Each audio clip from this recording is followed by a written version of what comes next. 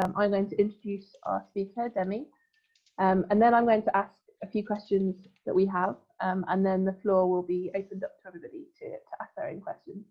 So if as we're speaking anything comes to mind that you want to ask, by all means drop it in the chat at the bottom, and we'll pick up questions as we go, or deal with them all at the end, whatever seems best in the flow of the conversation. I think as well this might be the last meeting of the OABN this year, Open Access Books Network. So it's great to see so many people. And if you haven't yet, do check out the Humanities Commons site, which is a bit of a hub for open access books activities for us at Mint. So yeah, without further ado, my name's Lucy, by the way. I'm Lucy Barnes. I work for Open Book Publishers, and I've helped to lead the Open Access Books Network. And I'm speaking to Demmy Verbeke today. Demmy is the head of Artists and research coordinator for KU11 Libraries. He's responsible for collections and services for the arts and humanities, and contributes to the strategic development and the operational management of KU11 Libraries as a whole, particularly focusing on scholarly communication, open science, and digital scholarship. He was trained as a neo-Latinist, focusing on Renaissance humanism in the Low Countries and England, the classical tradition, and the history of the book. And I noticed when I was doing my Google research before today that his most cited article in Publon is entitled "Swag-Bellied Hollanders and Dead-Drunk Almains, Reputation and Pseudo-Translation in Early Modern England," which I feel like I would like to cite purely for the title. And a few years ago, he spent some time not very far from where I am right now, actually. I'm in Leicester in the UK, and Demmy had a couple of years at the University of Warwick, I think, if my internet Googling was accurate. So we're here today to talk to Demmy about the KU11 Fair Away Fund. So I think without further ado, I'll jump in with my first question. So hi, Demmy. Hello. What we wanted to know was, to start with, what is the Fair Away Fund? Well, first of all, very much thanks for having me. So basically what the Fair Open Access Fund is that we have in KU11, it's a pot of money that we can spend on particularly community-led and non-profit versions of open access. And we have a little bit expanded it by now to actually also put in open science infrastructure. Full transparency, the pot of money is for this year, 2021, is going to be 160,000 euros. So we've been going since 2018. We started out with 90,000 euros. 2019, it was 110, then it was 130, and now we're at 160. And basically what we now in 2021 will do, we played a little bit because it was really conceived as we want a little bit of a budget to play around with. On the one hand, to showcase that we want to support certain forms of open access. On the other hand, we want a bit of funding with which we can experiment, which we can try to find what works, what doesn't work, rather than just keep on pouring money in the traditional system, which we all agree, okay, this is no longer working, but we keep on finding new money to pour into it. And so the idea was, okay, we need to safeguard a little bit to play around it and seek other partners and try other approaches. And basically what we will do in 2021, which is very similar to what we have done so far, is we have set aside part of the fund, which is 100,000 euros, to subsidize open access books published by Leuven University Press. Where we basically either give 1/3, 2/3 of the whole amount of what our university press says we need this to produce this book in open access. And then the remaining 60,000 is what we invest in what comes on our radar of things that we believe work according to the same values. And that can be things like the Directive of Open Access Journals, things like OAPEN, that can be particular publishers like Open Book Publishers that we happily contribute to. And that can actually also be like, yeah, for instance, all the things that are now suggested by SCAS, that we can say, okay, we want to have an institutional membership and we will pay for that institutional membership from the money from the fund. Mm-hmm. And do you have a kind of strict metric for what fair OA is, or is it more kind of your judgment or your judgment of the team as to what's fair? It's a bit the combination of the two. So we started out, and the name comes from the Fair Open Access Alliance, which like was around when we started out. I read about it. I thought I actually agree with these general principles. So basically, it needs to be controlled by the scholar community. Of course, there's then a very big debate. What does that mean, controlled by the scholar community? The idea is also actually the center is it the scholar needs to remain in control of the dissemination of his or her own work. So they need to retain copyright.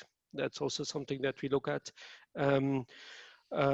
It needs to be also genuine open access. So no hybrid open access, no delayed open access. It needs to be genuine open, no like only for Europe.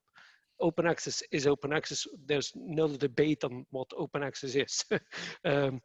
It needs to be unconditional submission and publication. So we also look particularly at infrastructures or organizations that have really like, okay, we want to do this for everybody. It's not like there's not a submission fee. You do not need to be a member of the society for us to look at your work. It needs to be unconditional.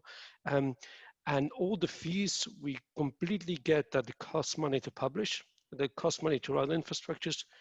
We just ask for transparency. And indeed, like those are the principles. It's then basically a call from the team, from basically Laura, Masoto, and myself, who look at these things. I know it does all the hard work. And basically each time something appears on our radar, of people say, look at that. And we just, according to this set of rules, we have a look like, is this genuine open access? Is this, if it's a hybrid thing, if it's clearly commercial company, then immediately, okay, that doesn't, yeah, that does not meet our standards. And the transparency thing is typically also, that is typically a little bit of a gut feeling call. If we contact the publisher, we contact an infrastructure, and we ask them, why do you ask X amount of money? And we don't even get an answer, or we get an answer that is completely unconvincing, then we also know, okay, now, if this is the start of a conversation, then that's already a very good sign. Okay, we can, and then we continue about that. So it's a little bit our judgment call. And what is fair open access and what not, but I think we can all agree on the general principles. And was it fairly, was there a lot of consensus around what those principles were?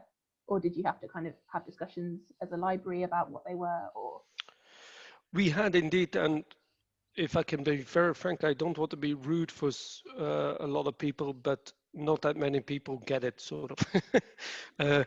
So that they see this as, okay, we get this, you want to play around, you want to do something else, and it's more to do with trust, like whether we give things to the money to infrastructures or publishers, it's also a lot to do with trust. Like we think you have the heart in the right place and you have the right, like, sort of goals. It's been very tough to explain to people. So a lot of people put it in their head, oh, okay, Carl Leuven now has an APC fund, fantastic. Or there is central funding to do open access. Just ask Demmy. Demmy will fund your open access. And then I always have to have that conversation. No, this is not how it works. If you're willing to give me 5 million euros a year, then I can, like, come to me and I'll fund all your open access. And probably that's only going to last for 2 or 3 years, because then I will need people know, okay, at Leuven, there's money to become for open access. So it's always a conversation like this fund is very clearly for non-profit open access. And that is what we do. And that is why it's only 160,000 euros. And that is indeed something that is sort of not widely known until they ask the question, do you provide funding for this or not? Yeah. So my next question was going to be why you thought a fund like this was necessary, but it sounds as though part of the reason may be something to do with protecting funding for initiatives like these that you're speaking about, rather than paying APCs or, you know, the kind of very immediate charges that come up for open access publishing. Absolutely. I think like it was a little bit, it's a little bit the result of a conscious of crisis that I had myself.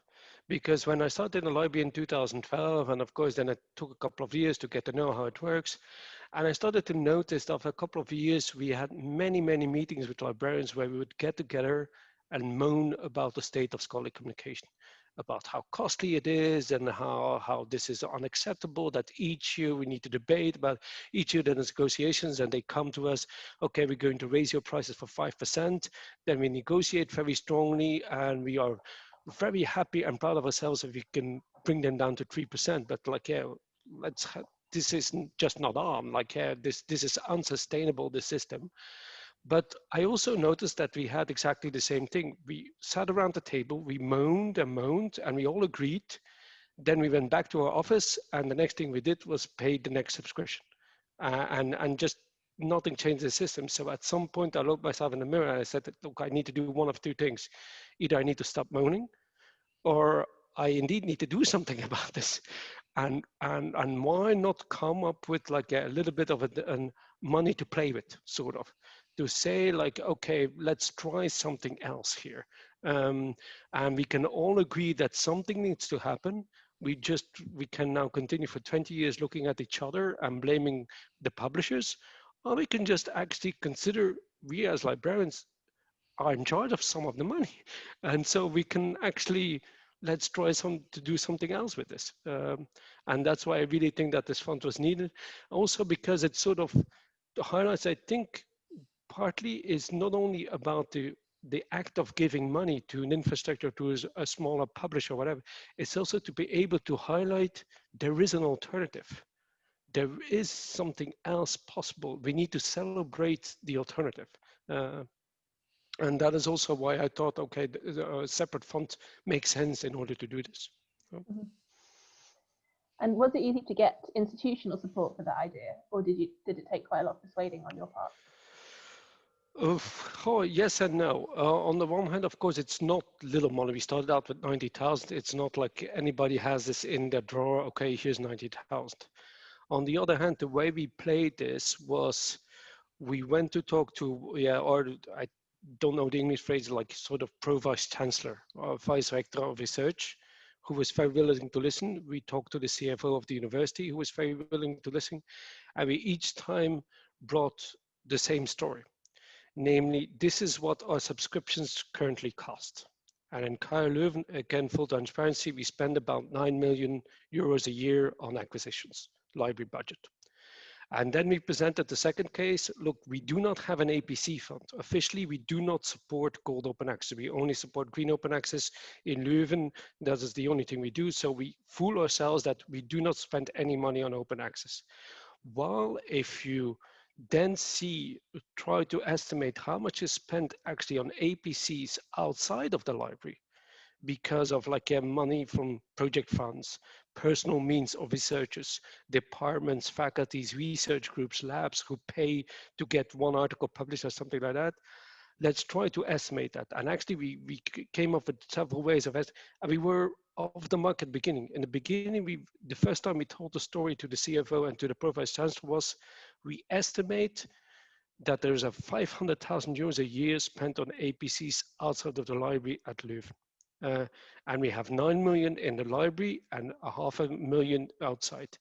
Actually, now that we have a lot more granular means of estimating that, it's closer to 2 million euros a year that is spent on APCs outside of the library. And so the minute you bring that sort of story to a CFO and say, look, we have 9 million euros in acquisition budget, we have 2 million euros in APCs. Is it so out of the ordinary that you give us 90,000 euros to try something else and see whether we cannot grow this sort of non-profit part of the market a bit more? And that was surprisingly easy, to be honest, because it made clear economic sense. And I think it also played very well. KU Leuven, as a lot of universities, want to move forward in open science, want to go beyond. This is not just window dressing. We want to do something concrete. And this was also our way. This ties very well into the story about what can we do actually to increase open science, to be also better for like a more a global way of looking, global access to our scholarship. And so it tied in very well, and actually it was a lot easier than I had feared, because to be honest, when I launched the idea in 2017, it was just, I've written a white paper about this. I thought everybody will say this is a radical, weird idea of Demmy. Um, it will like, yeah, people will look at it, say, very interesting, will ignore it. And then maybe in 2-3 years time, it will be again discussed. And I can then say, I told you already 3 years ago, I have an idea to try out something else. And I thought this was just the beginning, planting the seed of a project, of an idea. And instead, I just got the money at the end of 2017. I just got news. Oh, by the way, you got your money. And then it was panic like, okay, so now I need to do something with this. Now I need to figure out rules on how, like, what counts as fair open access, how will we judge what we do, what we don't do. So we had a learning curve on how to deal with the money that, but so it was, and I have to say, kudos to the people high up the hierarchy in KU Leuven. It was surprisingly easy. And is that also why you've managed to grow the pot each year? Because you described at the beginning how it's grown. So is it just kind of continuing with that that take up of the idea? Yeah, I think it's the explanation is, yeah, again, like more than double. Basically, it's like the cost of our acquisitions and the cost of our open access costs outside of this non-profit system, outside of the fund, outside of the library, have grown. So a CFO understands, yeah, you know, I get it. I need to give you each year, I need to give you an additional €500,000 for your subscriptions. So it's quite normal that you ask for €10,000 to grow the fund. The second thing is definitely also that we can just prove that this works. We have readership data for the books published in open access with Leuven University Press, and we can show this is very good, and this is attracting authors to our university press, and for authors using it, it's like we're very happy with this. So we can showcase like, okay, we have success stories. And the third thing is that, like, yeah, it started in 2017, 18 that people started to become aware of open science. And that is also like each year our university wants to do more and more people agree we need to do. And so it makes sense that we just part of that story. Mm-hmm. And you mentioned the press there, KU Leuven Press. So what's the relationship between the fund and the press, and how does the fund decide which books it supports from the press? First of all, I have to say we have a very, very good relationship with the press. It was already existing. They already did open access books before we had this fund. So they had sort of it's, I don't know, they're 50 years now. I think they're celebrating their 50th anniversary next year. So they started out with like physical books, but they already did electronic books and open access books, just from people having ERC grants, that sort of thing. So they had some awareness of this, and they actually were doing a very good job. Were for us a trustworthy partner, but I still wanted to, and that was not that I held them against them, that I did not trust them at all. But you see it, the one university press is not the other one, and I thought we will not make that mistake to use the name university press while actually trying to build a commercial company. And there is a risk of that on the long term if we just say this, okay, our press can get additional money to do open access and it just goes into the press and there's no transparency. So what we wanted to set up is, no, we're going to put part of the fund to give them to the university press to do open access book, but the library will manage that fund and not the press. And they just each, there's I think two meetings a year where they present new proposals to us. And it's sort of a detailed breakdown. It's the topic of the book, but actually we do not decide about the content. So it's a very separate editorial board, and the editorial board decides this is something for the press or not. And very separate from that is the decision, does it also get open access funding or not? And we basically do not discuss the content. We just look at the press says we want open access funding for this book, and they have a detailed breakdown of their costs.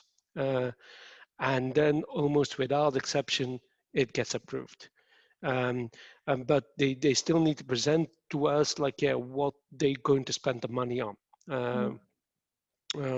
And so it's just like it's a current, they know that we have a budget set aside for that. They know how much they can go. Like, I think they would rather have 40 books a year, but of course we can't fund 40 books a year. And they pick the books that they say, well, this really makes sense for this book, and the author is very himself or herself is very enthusiastic about producing an open access book, and the topic lends itself very well for an open access book. The book itself, sometimes it is a hard decision, but like if you have something in media studies with tons of copyrighted material in a book, the press needs to come to the conclusion, okay, this is going to be very difficult to produce this as an open access book, and that is typically not the thing that they will bring to the fund to get money for. They bring to us project that they say this is very feasible to do at a reasonable price. And we were also wondering, so in the current academic landscape, publishing with sort of prestigious presses rather than smaller community-owned or not-for-profit presses is often seen as more useful when you're trying to build a career as an academic. So how do you pitch the Fair OA Fund to researchers, and what sort of response do you tend to get from them?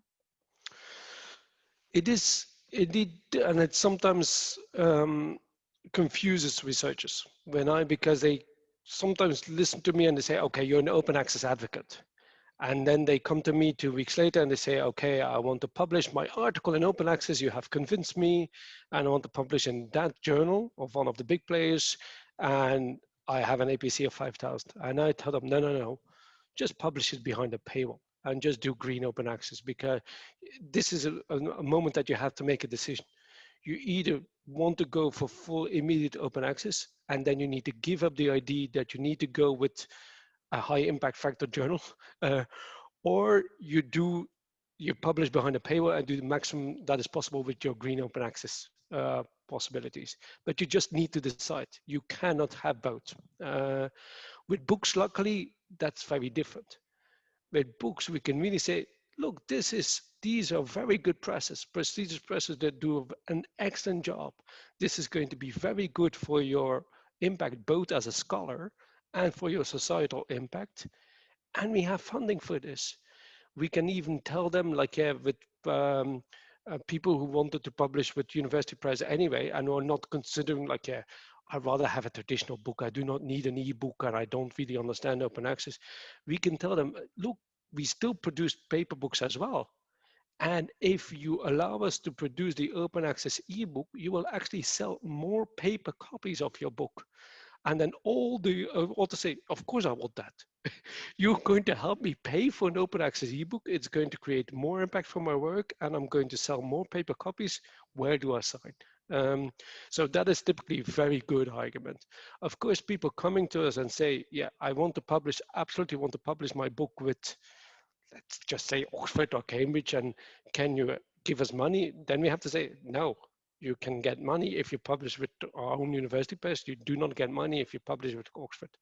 If that's what you do, we will be able to help you read your author's contract with you. We will assist you in making the most of green open access, but there is no funding for you. Then we have open access support in a different way, but not through financial means, because that is what we strictly need to safeguard if we want to keep this this fund as clear as possible, like, yeah, sort of holier than the Pope, and actually also financially limited. We can only do non-profit stuff. Because the minute we open that door and say, okay, but then we'll also pay BPCs with other publishers or APCs with, then there's no limit anymore to what we do. So that I think we can manage, and not everybody is persuaded by this. Although they do get the message, like if we just tell them honestly, you just need to decide between the two. And that's what I always say to early career researchers if I have like a session about open access. If you want to be certain, make sure you have both things on your CV. Make sure you have some open science, open access lines to, like made the most of green open access. I published a journal, or I published a blog post, I published my book with open book publishers or with Leuven University Press, an open access ebook. And try to get a couple of articles also in just sort of traditional journals, paywall journals with a high impact factor. And then in 5 years time, this will not harm your career if you do both. And then in 5 years time, depending on where you apply and where the wind comes from, you can play both. But it's actually also very bad. I think to an early career researcher, it's bad advice to say, like, yeah, don't think about assessment and just completely go open science. You cannot be very honestly that this certain that this will not harm the career of somebody starting out now. Um, you can say to an older professor, like, it doesn't matter for you, please show to give the example, but to your early career researcher, you can't say that. On the other hand, you can also not say to an early career researcher, you just need to tick the boxes according to traditional assessment, and you'll be fine when you apply for a job in 5 or 10 years time. If then they apply at an institution where open science is very important, they're screwed because they only have like very traditional and paywall journals. That's going to look very, very bad for them. So I tell early career researchers, make sure you have both. And don't look at my CV. Of course, I only do open access stuff. Why? Because I'm not going to lose my job. I don't need to be assessed according to impact factor where I publish. So I get away with doing whatever I can do as openly as possible. The early career researcher, make sure you play both fields. Mhm. There's a question in the chat that I've noticed from Eric saying, how is non-profit defined? Aha. I was actually, I asked Martin Pauly, I think he's on the call 2 or 3 weeks ago, because I noticed a mistake I made in the past was use commercial and for profit as like, yeah, sort of synonyms. And Martin very correctly pointed out these are not synonyms. Commercial is you can still trade, but there's a very big difference. Do you trade for profit or do you trade non-profit? The non-profit, basically what it means for us is the profit margins that are made, profit can be made, but is it being reinvested in the system of scholarly communication or reinvested in the academic community, or is it invested in the Christmas bonus of the CEO? That is a simple way of explaining it. If like our own university press, of course, I do not expect them to have, if they make a BPC, a transparent cost breakdown for a particular book, of course, they have certain things there, like, you know, it's going to cost so much pre-production, it's going to cost so much. Of course, there's a little bit, maybe it's going to cost 20 euros less, but I trust our university press to then spend that 20 euros that they have needed less for the production of that one book to reinvest in the system of producing scholarly books. And that goes back into the system. And that it means that another book is a little bit cheaper. But I also am certain that this is not meant for the director of the university press does not does not get an extra bonus at Christmas because they managed to get more money out of us. It flows back into the press. You've mentioned trust a few times actually when you've been talking about how decisions are made about who the fund supports. So is it very much kind of individual judgments that you make? And is that you or is that a team or? It's indeed, I have to be honest, there's a large element is indeed just trust, is gut feeling. Where also sometimes, of course, we make mistakes that way. We trust people and then in the end we are disappointed. We support stuff in the past that we stopped supporting because they took a turn that we did not like. The only thing that I'm certain of is that a lot of the traditional players, they have abused their trust over and over and over again. So maybe we should stop giving them our blind trust. Like what happens if they just come to us and say, like, we want to increase your monthly fee of your yearly fee with 5%. It's like, why? We do not trust you blindly to sell us like it's now costing us 5% more to produce this. Well, if Leuven University perhaps comes to me and says, oh, by the way, Demmy, there's a couple of changes and we will need 5% more in a couple of costs, I trust them to do it. It's not just me though. Otherwise it like, yeah, that would also not be fine just because, yeah, I trust people they get money. Well, it's quite a limited amount of money anyway, but still it's always, so it's Laura Mesot and me who look at this in detail. So we were 2 people. And we always have it. We always have also. We work very transparently. There's always a sort of an.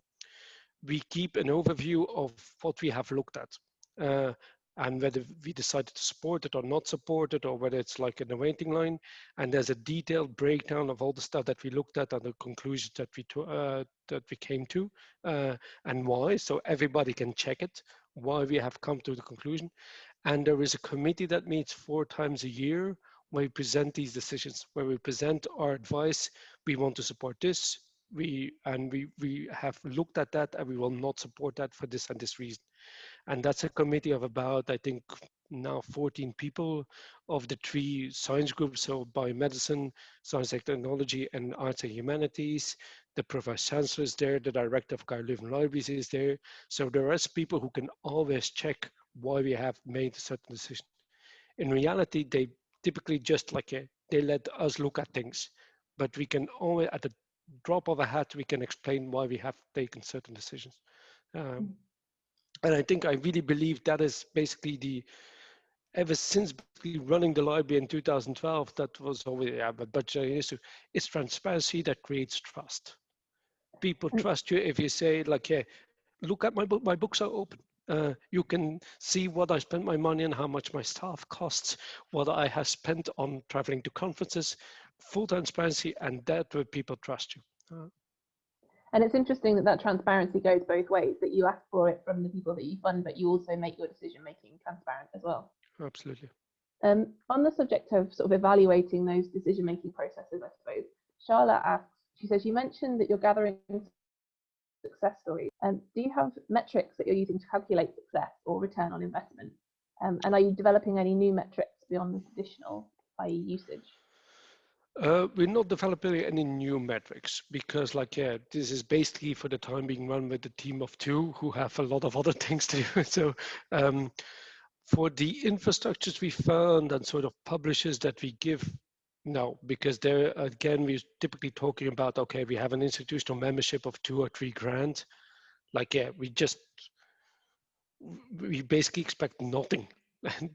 We cannot think of this as a return on investment because which makes it sometimes difficult because of course that's the traditional model. If you pay 2 grand for something and you get 2 journals for it, you have something tangible. I have bought access. That's why I really like, for instance, the new model for Central European University Press there, where you can have the access to the back catalog, and that way you finance new open access book. It makes it easy to explain to people. We get something in return. What is the return for a directory of open access book, directory of open access journals? I've had that discussion with colleagues in Leuven. It's yeah, but even if we don't fund this will exist. Yeah, but if everybody thinks like this, it will not exist anymore. So the least we can do is help with with the books, we have them, and actually they're completely copied on what open book library publishers do. We also have the map. We can just show, okay, this is downloaded so many times through OAPN, to JSTOR, to Project News. We have debated a little bit, shall we do this, shall we not do this? Because readership data can be also abused, and we can think about it, and we don't like people thinking about this is a return on investment. On the other hand, we decided to do it, but contextualized. We have, Laura again has written 2 very good blog posts explaining yes, we do readership data, but you should not take these at face value. You should have, you should be careful about how you use this readership data. And these will not tell you the whole story. They just give you an idea of, yes, this is impactful. This works. But we also felt, okay, this is needed now to be able to explain with that larger investment, because we spent now 100,000 euros on books. We felt, okay, we felt the pressure a little bit. We need to explain to people why this is worthwhile, why we spend so much money on this, while we don't feel that pressure if we give 2,000 euros to something else. Charlotte also asks, how is investing in these non-profit programs changing how you evaluate all the investments that the library is making? How? Too little. Because that is the downside of creating the central fund. I think the very good thing is that you have a little bit of money set aside if, for instance, costs comes around, you do not have to start negotiating and start who's going to chip in. You just have a fund to say, okay, and the next morning you can, so to speak, transfer the money. We do this. That's the advantage of fund, central fund. Another advantage is that it's visible, that you can really say, look, Kyle Leuven is doing something with fair open access. And actually, I don't know whether people saw the website. There's actually a couple of things on that website that are not funded through the fund, but are still on the website as infrastructures and publishers that we want to support, just because it makes it more visible. That's also why what the fund is trying to do is we want to work with more visible. The downside is that people say, open access, and maybe even if they take a bit further, fair open access, okay, there's a central fund for this. We don't need to do anything anymore. We just ask Demmy to pay for this, and we don't have to think about the collection budget of the libraries because it's been taken care of.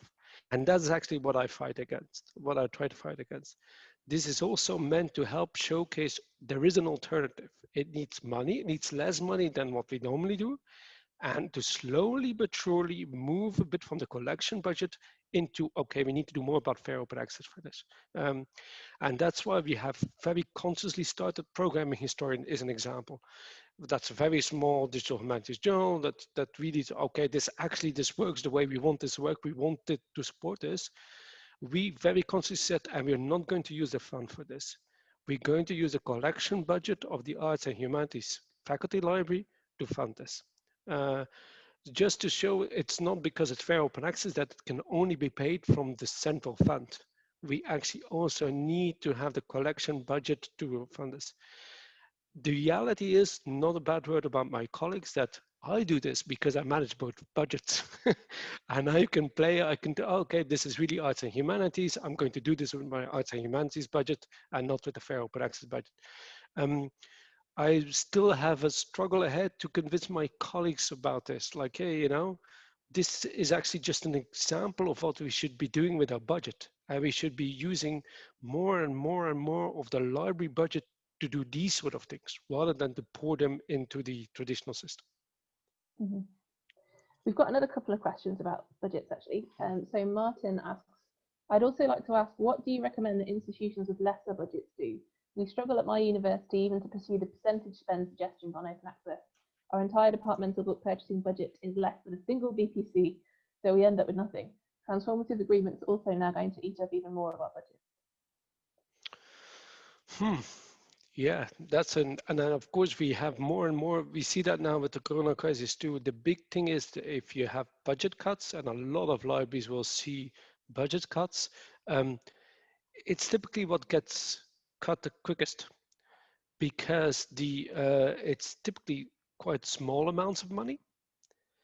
And for open access, where a lot of financial people say, look, if we pay for this or not pay for this, we're going to have this. So this we can cut. And that is indeed one of the reasons also why I'm opposed to the transformative agreements, why I'm quite vocal about this. Because of the fear of what Martin here writes, is I am very much afraid that transformative agreements will eat up all of our budget. And it will always be the last thing that gets cut. The big deal has always been I've seen this happen now also in the past 10 years. It's like once you need to start cutting, what do you cut? It's the single subscriptions to individual journals with small publishers. You do not cut in your big deal. And if the big deal all of a sudden rises 5 or 10%, the answer is, so we need to cut somewhere else. And that way we were doing something horrible as libraries. We're making the market even worse. The market that we spent first complaining about the market, and then the next thing we do is actually making the market even worse. So what I would recommend for institutions with lesser budgets, the secret is indeed you can do a lot with green open access with quite a limited budget. So I think that definitely is maybe not create a fund of money to do gold open access with, or diamond open access, platinum, is to make sure that you get your green open access right. I think that's the least you can do. You can do that with not even the institutions that do not have an institutional repository. There's now possibilities with Humanities Commons, with Zenodo, like there's a way around this. And you just need people to support us and to explain this. With the lesser budgets, it's yeah, smaller budgets. I think it's just like we have that too. It's yes, it's 160,000, but we cannot support everything we want to support. And then it's sometimes hard decisions. It's only indeed like the stuff that is clearly holier than the Pope, the stuff that gets vetted by people we trust. Like if Scott comes with suggestion that okay, this has been checked, double checked, triple checked, okay, we can trust this. Um, and then, to be honest, what also plays part is, okay, what is actually used by people from Leuven and whatnot. Uh, like for instance, we at some point decided also, okay, we're going to do open edition. Why? Because there were actually several academics that contacted us. We think we should support this. And so, okay, there's a clear demand for us to help this. Okay, we're going to do this. Open Science Framework, the same. If you look at it, okay, there's actually quite a lot of people from Leuven who use OSF already now. So it makes sense for us. This comes to the top of our priority list. And so there it's basically then asking the academics, so we don't have money for everything. What do we do first? And make them part of that discussion, and hopefully also make them part of that discussion. So do you want to give €1,000,000 to publisher X, or do you want to give a little bit of that money to publisher Y, who is actually much closer to your scholarly values than publisher X? And then if you make them part of that discussion, then not everybody, but some get convinced. So you may have sort of covered this question somewhat in that answer actually, but Bianca wanted to know, how do you decide on the allocation of the funds available among the eligible services and infrastructures? So not so much saying, oh no, go for this one rather than that non-OA or non-fair OA one. But how do you decide within the ones that you want to support, which ones you'll give to? It's a matter of priorities. We always have more things on our list that we cannot all support. We need to cut off somewhere. Luckily, every year we got a bit more money, so we can do a bit more. It's indeed the amount of how relevant is it for Leuven. We also had a look at things like we sometimes also get people. We got recently requests to support something that was very clear, like, this is not even meant for our researchers. This is just meant as a sort of subsidy for an infrastructure in Africa. We really like the idea, we really see the need, but I cannot explain this in Leuven, why we would put money on this. This is basically something like as a donor, basically, and this is something that I cannot sell. And so indeed, it's just like, and to be honest, it's also a little bit what comes on our radar. So it's the things that I get to know, that Laura gets to know, that gets highlighted to us by researchers that say, peer community in was an example like that, which is not really open. It's like it's more of in terms of open science. Peer community in was one of those things. I did not particularly know this. But there were several researchers in Leuven involved in this who at some point contacted us, like, would you be interested in supporting this? And because this was really a grassroots phenomenon, like, of course, this was a no-brainer that, okay, we want to support this. And I suppose kind of related question also from Bianca is, are there parallel discussions at KU11 about research evaluation, e.g. moving away from journal prestige and DORA? Yes, we have. I think it's now been, we're going into a second year, I think. There's like an open science task force under which there's several working groups. And one of the working groups is about the future of scholarly publishing, where we talk about fair open access, and that's the one I quoted. But there is also one about rewards and incentives, who are looking at international developments and what can we do in Leuven. There are some moves in Leuven, for instance, what is when you apply for a job in Leuven or when you apply for promotion in Leuven, it's no longer just give us a list of your publications. Typically, it's a biosketch. So it's a narrative, and it's give your 5 most important realizations. So we do not want you to just say, okay, I got 45 publications. We want you to pick 5 things, and they do not necessarily need to be publications. We want you to pick 5 things that you are particularly proud about. And so people can there say, I'm particularly proud about the fact that I created an open access database, for instance. which can be very good for like, yeah, that is part of your job application to be able to say those things. I think that is a very important change versus just give us a publication list. So they are looking at, but they also did struggle. Like, I think every single institution is like, yeah, in Flanders, the money is divided by the government between the universities on the basis of a very intricate division, which is partly based on traditional assessment.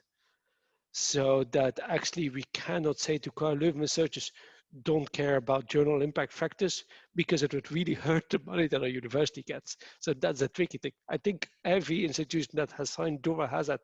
You can say, yeah, I agree with DORA. On the other hand, yeah, but how will we now practice this? How will we practice what we preach? That's a very, very difficult exercise that can only be dealt with internationally. So yes, there are people working on this, but no, we don't have a solution yet. Mm-hmm. And a question from Samantha. She asks about, can you talk more about how you have or plan to use the fund to support open science, for example, infrastructure, software, computing? So yeah, what we have with that, so it started out as a fund for fair open access, but by now there's like things in there like Trismegistos, which is basically a platform that we fund. There's what is also in there, we support open citations, we support peer community in, we support the public knowledge project. So it's that sort of thing that actually we have, despite the name, if things appear on the radar that we say, yeah, this is actually is within the principle and goes beyond publishing per se, but is within the principle of like open citations is a very good example of, okay, we want something that is non-profit, that is community-led, then we can just add it to the fund of get an institutional membership with the fund. What we do not do, the fund is way too small for this, is set up these projects ourselves. We use that 60,000 euros to get institutional memberships and potentially we rather have 30 institutional memberships to things that we like than spend the money on one particular project. We might very much prefer that. But so if I would now, but of course they would not like to hear this in Leuven, I would probably now no longer call it a fund for fair open access. I would call it something like a fund for responsible open science or something like that, just to showcase that we go beyond publishing. Mm-hmm. And I suppose beyond just open access, like yeah, absolutely. That in itself is not. I suppose like it goes back to what you were talking about earlier, saying, well, yes, this is open access, but it's not a form of OA that we want to support. But it's a kind of yeah, and also it has come from the realization. To be honest, this fund was also my way of forcing ourselves to learn more about this and to be more aware of the problems and possible solutions. And one of the things that I did not realize in 2017, which I realize now a lot more, we need to be careful that open access does not become sort of like the sideshow.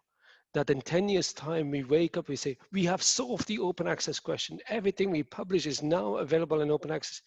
But in the meantime, all the rest of our infrastructure, the repositories, the bibliometrics, it's all in the hands of big commercial players. Then we have not gained anything. And it's something that, and Bianca, I see that she's on the call, it's something that the team in Utrecht has really made me aware of, like, you need to look beyond open access and also that's why we immediately thought with the fund, basically immediately after its creation, yeah, but we need to look a bit further than just do open access stuff. Do you know if any other institutions have taken notice of the fund, and is anyone working on something similar, sort of inspired by yours? I'm glad to say yes, there's a little bit of movement. I think we were quite unique in saying, we're of course not unique in having an APC or BPC fund. But that was also part of the problem that like a lot of people, finally Leuven now also has an APC fund, and I had to tell them, no, we don't have an APC fund. This is not what we do with this. So in that sense, it's not new that we have money to support open access. But as I think quite unique is how strict we are about the non-profit thing. And about also the attention to community-owned infrastructure. 2 years ago, I first pitched the idea to our national funder, FWO, to say, actually, Leuven should not be doing this. We should be having a Flemish fund for fair open access. And they smiled and nodded and said, this is an excellent idea. And of course, it didn't go anywhere. And I'm glad to report about 2 weeks ago, they contacted me again, like, is this not an idea? We got this. I think it was actually somebody from Cypost who had contacted a funder asking, like, would you be interested in funding us? We not only talk to institutions, we also talk to funders. And they actually got back to me and said, like, what do you think? We saw that you already support this. And how do you decide about this? And so I got somebody else from the National Funder to be able to explain. And of course, what really helps is being able to say, yeah, look at what your friends in the Netherlands are doing. NWO with open journals. I mean, they're really like now an open science fund. And like, yes, it's high time that in France the funders start to move too. And I hope that we don't make the mistake that was made in some other countries because they really wanted open access. They did open access at any cost.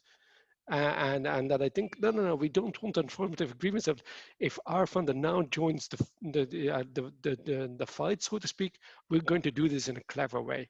We're going to do the non-profit thing. And that's what I hope. So yes, I think there has been some interest. I don't know how concrete it will become, but I hope to be able to, in 6 months' time, in a year, say, Flanders has now a Flemish fund for responsible open science. And so let's hope. No? Yeah, that would be hugely exciting. Mm. So Charlotte says, where are the gaps? Are there any kinds of OA programs, initiatives, or infrastructures that currently exist or not that you wish were available to invest in? Yes, because like we typically we get the criticism and it's completely warranted. This works for the humanities and the social sciences. Where is the support for what we do in the biomedical sciences and science technology? You only have certain gaps there, there's certain initiatives there, but it is true that like, hey, I do not have a list of 15 possible publishers in cancer research that I want to support. And so that's a massive gap. My response to that is always double. It's not because there's more of this in this, particularly in the humanities, there's more to support in this, that we should feel guilty about this. We should at least then do this and maybe give the example. This is how you can do scholarly communication. The other example is too that I have can say, look, of that 9 million euros that we spend nowadays, most of it, that's not 9 million euros for the humanities. We only have a fraction of that budget because we only need a fraction of that budget to build a good library. So is it then so bad that we have a fair open access fund that primarily works in the humanities? If we have an acquisition budget that primarily works in the other fields, in the other disciplines, I don't see the massive problem here. But of course, I dream of a world that we have fair open access possibilities in all disciplines alike. But there's definitely a gap there that the humanities seem to be a front runner. And Sebastian asks, regarding the Flemish Fund, what's the right size for the open science funding bodies? National, regional, local?